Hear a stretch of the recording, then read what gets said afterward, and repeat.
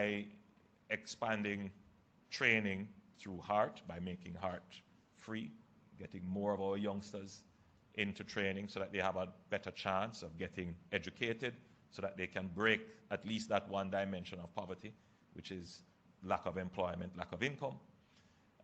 And we have expanded the PATH program with many benefits, including greater support for persons getting certification through CSEC and CAPE, and in addition to supporting nutrition in school through lunches and so forth. So our social safety net has been expanded widely. The gap in the social safety net, as it relates to this issue of alienation, would be those persons who are not captured at all in the social safety net. So they get nothing from the state.